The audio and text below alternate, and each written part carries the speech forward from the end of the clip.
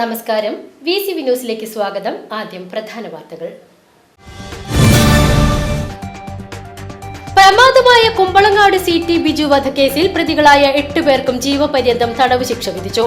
Thrissur 3ാം additional ജില്ലാ sessions കോടതി judge KM Ratheesh കുമാറാണ് ശിക്ഷ വിധിച്ചത്. 2010 മെയ് 16-നാണ് കേസിനാസ്പദമായ സംഭവം നടന്നത്. 15 വർഷങ്ങൾക്ക് ശേഷമാണ് കേസിന്റെ വിധി പറയുന്നത്. Thrissur government medical college sub treasury കെട്ടിട ശിലാസ്ഥാപനം ധനമന്ത്രി KN ബാലഗോപാൽ നിർവഹിച്ചു. കേന്ദ്ര സർക്കാരിൽ നിന്ന് ലഭിക്കാനുള്ള വിഹിതം പകുതി പോലും ലഭിക്കാത്ത സാഹചര്യത്തിലും വിവിധ മേഖലകളിൽ പുതിയ പദ്ധതികളും പ്രവർത്തനങ്ങളും നടപ്പിലാക്കാൻ സാധിക്കുന്നത് കേരള ജനതയുടെ കൂട്ടായ്മ കൊണ്ടാണെന്നും മന്ത്രി പറഞ്ഞു.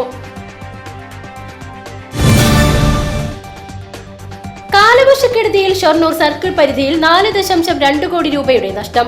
1637 സ്ഥലങ്ങളിൽ വൈദ്യുതി കമ്പി പൊട്ടിവീണ് വൈദ്യുതി തടസ്സപ്പെട്ടു. തെങ്ങുകളും മരങ്ങളും പൊട്ടിവീണാണ് കൂടുതൽ നാശനഷ്ടമുണ്ടായത്. 104 ഹൈ ടെൻഷൻ പോസ്റ്റുകളും 590 ലോ ടെൻഷൻ പോസ്റ്റുകളും പൊട്ടിവീണു.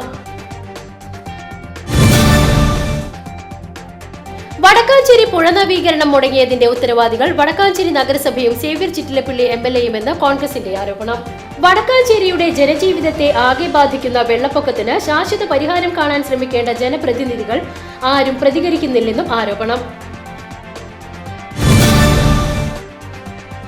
മികച്ച പരിസ്ഥിതി പ്രവർത്തനങ്ങൾ നടത്തിയതിൽ സംസ്ഥാന തലത്തിൽ 1ാം സ്ഥാനം നേടി പാലക്കാട് UP സ്കൂൾ.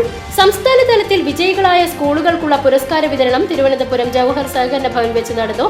സംസ്ഥാന പൊതുവിദ്യാഭ്യാസ വകുപ്പ് മന്ത്രി V ശിവൻകുട്ടി പുരസ്കാര ചടങ്ങ് ഉദ്ഘാടനം ചെയ്തു.